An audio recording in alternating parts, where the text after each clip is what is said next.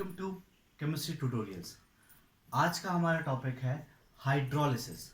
Hydrolysis basically organic chemistry का एक बहुत ही इम्पॉर्टेंट टॉपिक हुआ करता है।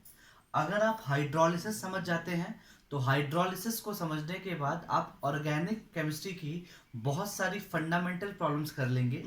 जितनी भी ऑर्गेनिक केमिस्ट्री में केमिकल रिएक्शंस होती हैं, नेम रिएक्शंस होती हैं, इन सारी नेम रिएक्शंस में मैक्सिमम नेम रिएक्शंस में हाइड्रोलिसिस यूज होता ही होता है। तो अगर आपको इन सारी नेम रिएक्शंस को करना है, प्रैक्टिस करनी है, याद करना है, तो आपको हाइड्रोलिसिस के बारे में पता होना चाहिए। चलिए स्टार्ट करते हैं। हाइड्रोलिसिस हाइड्रोलिसिस दो अलग अलग वर्ड से मिलकर बना हुआ है। इसका पहला पार्ट है हाइड्रो और दूसरा पार्ट है लिसिस। अगर हाइड्रो वर्ड की बात करूं तो हाइड्रो वर्ड आप जानते हो कि हाइड्रो वर्ड का मतलब वाटर से होगा और लेसिस वर्ड का मतलब ब्रेकिंग से होगा। तो जब आप वाटर की हेल्प से किसी भी चीज को ब्रेक करते हैं उसे हम हाइड्रोलिसिस बोलेंगे। अब क्योंकि आप केमिस्ट्री पढ़ रहे हैं तो यहाँ पर आप केमिकल बॉन्ड्स को ब्रेक करने वाले हैं। तो मैं एक डेफिनेशन हाइड्रोलिसिस के हम ऐसे बोल सकते हैं कि किसी भी बॉन्ड का ब्रेक होना with the help of water. जिस तरीके से इलेक्ट्रोलिसिस होता है, इलेक्ट्रिसिटी की हेल्प से जब आप बॉन्ड को ब्रेक करते हो तो उसे इलेक्ट्रोलिसिस कहते हैं। अब वाटर की हेल्प से जब आप बॉन्ड ब्रेक करोगे तो इसे हम हाइड्रोलिसिस कहेंगे। ठीक है। अगर आपको हाइड्रोलिसिस लिखता हुआ कैसे लिखते हैं हाइड्रोलिसिस को वो समझना है तो ध्यान दीजिए। हाइड्रोलिसिस आपको बहुत सारी किताबों में इस तरीके से मिल जाएगा कि H+OH नेगेटिव लिखा होगा तो इस प्रोसेस को भी हाइड्रोलिसिस कहेंगे। इसी को कई बार ऐसे लिखा होता है H2O/H+, इस प्रोसेस को भी हाइड्रोलिसिस कहते हैं। या इस तरीके से लिखा हो H3O+, तो इसे भी हाइड्रोलिसिस कहते हैं। या इस तरीके से लिखा हो H2O/OH नेगेटिव, इसे भी हाइड्रोलिसिस कहते हैं। हालांकि ये वाला हाइड्रोलिसिस बेसिक मीडियम में हाइड्रोलिसिस होगा, ये वाला हाइड्रोलिसिस एसिडिक मीडियम में हाइड्रोलिसिस होगा। इसको और इसको ये दोनों ही सेम है, मतलब दोनों ही एसिडिक मीडियम में हाइड्रोलिसिस करा रहे हैं। इसको एक और तरीके से लिखा जा सकता है H3O2- करके, इसका मतलब भी हाइड्रोलिसिस होता है बट इन बेसिक मीडियम। अब ये तो रह गई बात कि हाइड्रोलिसिस को आप लिख किस तरीके से रहे हैं। दूसरी बात करने जा रहा हूं हाइड्रोलिसिस करते कैसे हैं। ठीक है, इसे रेस कर रहे हैं हम लोग। हाइड्रोलिसिस किस तरीके से करते हैं इसकी बात कर रहे हैं। देखिएगा, अगर मैं हाइड्रोलिसिस किस तरीके से कर रहे हैं ये बताऊं तो हाइड्रोलिसिस किसका होगा ये हमें पहले समझना पड़ेगा। हाइड्रोलिसिस सिर्फ और सिर्फ होता है पोलर बॉन्ड्स का, मतलब वो बॉन्ड्स जो पोलर होते हैं वो ही हाइड्रोलाइज हो सकते हैं।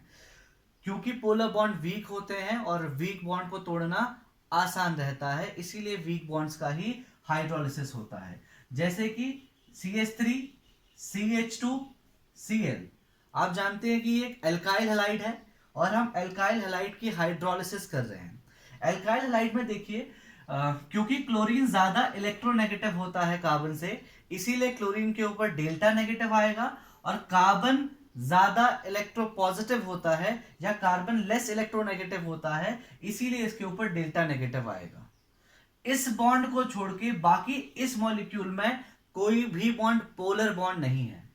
क्योंकि एक बॉन्ड कार्बन और कार्बन के बीच का हो गया, आप जानते हैं कि carbon carbon bond polar bond नहीं हो सकता क्योंकि दोनों ही एटम्स की इलेक्ट्रोनेगेटिविटी बराबर है। दूसरा, कार्बन सिंगल हाइड्रोजन भी पोलर नहीं हो सकता क्योंकि दोनों की इलेक्ट्रोनेगेटिविटी में डिफरेंस बहुत ज्यादा नहीं है। जिन दो एटम्स के बीच का इलेक्ट्रोनेगेटिव डिफरेंस बहुत ज्यादा होता है वही बॉन्ड पोलर होते हैं, जैसे कि कार्बन और क्लोरीन के बीच का है, मतलब CH2 और क्लोरीन के बीच का है। ठीक है, अब क्या कर रहे हैं हम लोग, इस बॉन्ड को हाइड्रोलाइज करके देख रहे हैं। ध्यान रखिएगा, मैंने पहले ही कहा था आपसे कि हाइड्रोलिसिस करते वक्त आप वाटर को यूज करेंगे इस तरीके से H+OH नेगेटिव की फॉर्म में।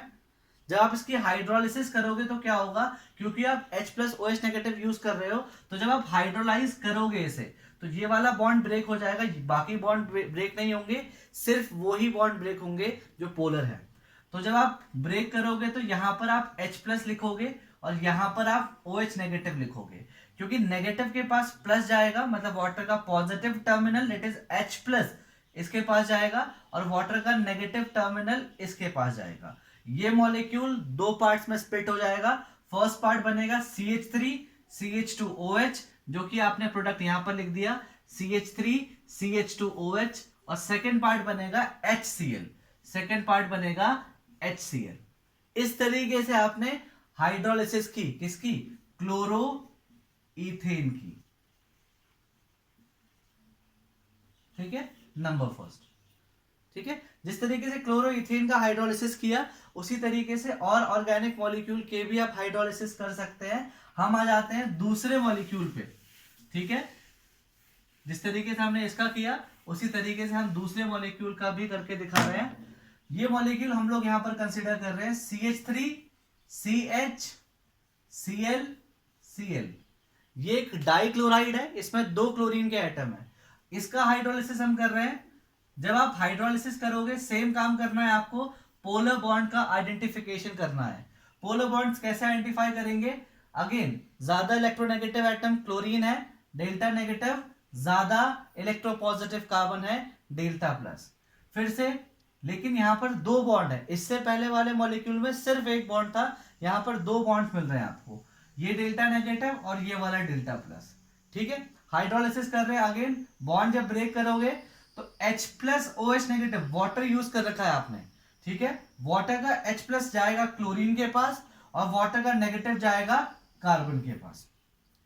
सेकेंडली, जब आप यहां पर ब्रेकिंग करोगे तो वाटर का H प्लस क्लोरीन के पास, और वाटर का OH नेगेटिव इस वाले कार्बन के पास। बॉन्ड ब्रेक हो गए, यहां से HCl बाहर हो गया, यहां से ये वाला HCl बाहर हो गया, इस वाले कार्बन के ऊपर दो OH बॉन्ड आ गए। तो ये इस तरीके से हो जाएगा CH3 CH, कितने बॉन्ड? एक OH ये रह गया, दूसरा OH ये, बाय प्रोडक्ट जो बाहर निकला है वो निकला है आपका HCl। ठीक है, आगे बात करते हैं। क्या प्रोडक्ट में आपको ये मिलेगा, मतलब प्रोडक्ट एक अल्कोहल मिलेगा? तो आंसर है नहीं। अल्कोहल क्यों नहीं मिलेगा? क्योंकि ये एक ऐसी ऑर्गेनिक मॉलिक्यूल की कंडीशन है जो कि स्टेबल नहीं होती है। ध्यान रखिएगा, ऑर्गेनिक केमिस्ट्री में जब भी आपको किसी एक कार्बन के ऊपर एक से ज्यादा OH मिलेंगे, क्या कह रहा हूं मैं, किसी एक कार्बन के ऊपर एक से ज्यादा OH मिलेंगे, तो ये कंडीशन ऑर्गेनिक केमिस्ट्री में स्टेबलाइज नहीं होती है। क्यों नहीं स्टेबलाइज होती है, समझ रहे हैं इसको? जैसे कि फॉर एग्जांपल मैंने यहां पर लिख दिया, मैं इस वाले कार्बन पे दो OH बना दे रहा हूं, ये वाली कंडीशन स्टेबलाइज नहीं होती है।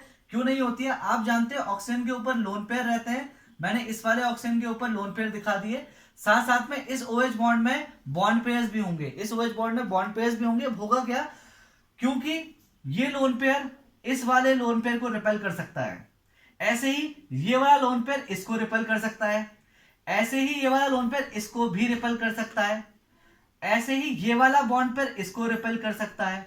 तो होगा क्या? सारे ही इलेक्ट्रॉन पेयर्स एक दूसरे को रिपेल करेंगे, जिसकी वजह से इस मॉलिक्यूल में बहुत ज्यादा रिपल्शन क्रिएट हो जाएगा, और रिपल्शन क्रिएट होने पर क्या होगा? मॉलिक्यूल डिस्टेबलाइज हो जाएगा, और अगर मॉलिक्यूल डिस्टेबलाइज होता है तो वो आपको स्टेबल करने की कोशिश करेगा, और इस कोशिश में क्या होगा? इस मॉलिक्यूल में, इस कोशिश में यहां से H और OH निकल जाएगा, और फाइनली प्रोडक्ट क्या बनेगा?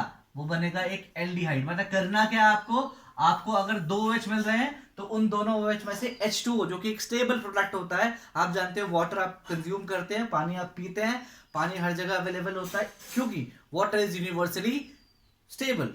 पानी आपका बहुत ज्यादा स्टेबल है और अवेलेबल भी है आपका। ठीक है, स्टेबल है इसीलिए अवेलेबल है, अगर स्टेबल नहीं होता तो पानी इतना अवेलेबल भी नहीं होता। तो इस प्रोसेस में हमने क्या किया? हमने हाइड्रोलिसिस ही किया है, और देखेंगे तो क्या किया है, हमने दो क्लोरीन हटा करके दो OH लगा दिए हैं। ठीक है, वाटर की हेल्प से हमने हाइड्रोलिसिस किया और दो OH लगा दिए। जैसे ही दो OH लगे, क्योंकि वो स्टेबल नहीं होते, तो फाइनली पानी बाहर निकल गया, और पानी बाहर निकलते ही एल्डिहाइड बन गया। मैंने बाई प्रोडक्ट नहीं लिखा है, आप बाई प्रोडक्ट लिख सकते हैं, ऑर्गेनिक केमिस्ट्री है। आप अगर बाई प्रोडक्ट नहीं भी लिख रहे हैं तो बहुत बड़ा इशू नहीं माना जाएगा ऑर्गेनिक केमिस्ट्री में। ठीक है, तो ये सेकंड मॉलिक्यूल है जिसका हाइड्रोलिसिस हमने कर दिया। अब आते हैं थर्ड मॉलिक्यूल। किसी और मॉलिक्यूल का हाइड्रोलिसिस करके देख रहे हैं, किस तरीके से कर रहे हैं, ये चीज आप नोट कर लेंगे, इसको नोट कर लीजिएगा, आप स्क्रीनशॉट भी ले सकते हैं। अगला थर्डली बात कर रहे हैं, एक और मॉलिक्यूल चेंज कर रहा हूं, इसी तरीके का एल्काइल हैलाइड कैटेगरी में ही मॉलिक्यूल है, और इस मॉलिक्यूल का हाइड्रोलिसिस हम किस तरीके से करते हैं वो देखेंगे। ठीक है, हम क्या करने वाले हैं एक्चुअली, इस चैनल में हम बहुत सारे टॉपिक्स फंडामेंटल उठाने वाले हैं। अभी तो मैं बेसिकली, क्योंकि चैनल स्टार्ट कर रहे हैं तो यहाँ पर हम बेसिक फंडामेंटल्स की बात करने वाले हैं। जैसे हमारे फंडामेंटल कंप्लीट हो जाएंगे उसके बाद हम 12th क्लास के और 11th क्लास के दोनों क्लास के ऑर्गेनिक, इनऑर्गेनिक और फिजिकल कंप्लीट कोर्स हम रिवाइज करेंगे। पर डे एक वीडियो हम यहाँ पर डालेंगे जहाँ पर बेसिक प्रॉब्लम्स में बात होगी, बेसिक टॉपिक्स में बात होंगी, और कुछ सैम्पल प्रॉब्लम्स हम कराएंगे वीडियो के एंड में। यहाँ देखिए ये मॉलिक्यूल है, इस मॉलिक्यूल को भी अगेन एल्काइल हैलाइड कहेंगे। ठीक है, एल्काइल हैलाइड का हाइड्रोलिसिस आप कर रहे हैं, इसका भी अगेन हाइड्रोलिसिस होगा। मैंने कहा था कि वो ही बॉन्ड हाइड्रोलाइज होगा जो पोलर होगा। जैसे कि फॉर एग्जांपल ये वाला बॉन्ड पोलर नहीं है, कार्बन कार्बन का बॉन्ड पोलर नहीं है। कार्बन और क्लोरीन वाला पहला बॉन्ड पोलर है, कार्बन क्लोरीन दूसरा बॉन्ड पोलर है, और कार्बन क्लोरीन तीसरा। 3 कार्बन और क्लोरीन के बॉन्ड मिले जो टूट सकते हैं, जो पोलर है। अगेन वही काम करेंगे, साइन असाइन करेंगे, किसके ऊपर पार्शियल नेगेटिव आएगा और किसके ऊपर पार्शियल प्लस आएगा। इसे तो छोड़ देना है आप लोग को। इसे पकड़ते हैं, क्लोरीन के ऊपर डेल्टा नेगेटिव, कार्बन के ऊपर डेल्टा प्लस, पार्शियल चार्ज हम यूज करने वाले हैं। यहां पर इस वाले बॉन्ड की बात कर रहे हैं, डेल्टा नेगेटिव डेल्टा प्लस। आखिर में इस वाले बॉन्ड की बात कर रहे हैं, डेल्टा नेगेटिव डेल्टा प्लस। इस तरीके से बॉन्ड्स को ब्रेक करेंगे। ये पहला बॉन्ड ब्रेक हुआ, पानी का H प्लस यहां आएगा, पानी का OH नेगेटिव यहां आएगा। ये ब्रेक होगा, पानी का H प्लस यहां आएगा, पानी का OH नेगेटिव यहां आ गया। 2 बॉन्ड क्रैक कर दिया आपने। थर्ड बॉन्ड मिड वाला, पानी का H प्लस यहां आएगा, पानी का OH नेगेटिव यहां आएगा। इस तरीके से अगेन क्या होगा, सारे क्लोरीन हट करके उनकी जगह OH ग्रुप आ जाएगा। ठीक है, CH3 C1 2 एंड 3 OH। इस तरीके से कितने OH मॉलिक्यूल आ गए, 3 OH मॉलिक्यूल आ गए। ठीक है, अब इससे पहले हमने बताया था कि एक कार्बन पे एक से ज्यादा OH स्टेबल नहीं होता, तो 3 कैसे स्टेबल हो सकते हैं? बिल्कुल नहीं, आंसर है नो। आप क्या करेंगे, अगेन वाटर मॉलिक्यूल यहां से बाहर कर देंगे, क्योंकि वाटर स्टेबल होता है। आपने पानी बाहर कर दिया, प्रोडक्ट क्या बना, CH3। यहां वैलेंसीज खाली हुई है इसलिए डबल बॉन्ड लग जाएगा, double bond O, single bond OH। Product क्या मिला, इस रिएक्शन के प्रोडक्ट में आपको मिला हुआ है इथेनॉइक एसिड। और इथेनॉइक एसिड क्या होता है, एक कार्बोक्सिलिक एसिड का दूसरा मेंबर है ये, आफ्टर मेथेनॉइक एसिड। ठीक है, चलिए, तो जब आपने इस मॉलिक्यूल का हाइड्रोलिसिस किया तो प्रोडक्ट में क्या मिला आपको, एक एसिड मिला। ठीक है, इसी तरीके से ये तो हम उन बॉन्ड्स की बात कर रहे हैं जो बॉन्ड्स हाइड्रोलाइज हो जाते हैं, मतलब जो बॉन्ड पोलर हैं और हाइड्रोलाइज हो जाते हैं। आने वाले वीडियो में हम उन पॉइंट्स की बात करेंगे या उन बॉन्ड्स की बात करेंगे जो पोलर तो होते हैं बट वो हाइड्रोलाइज नहीं हो पाते। ठीक है, आज का टॉपिक यहीं पर एंड होता है।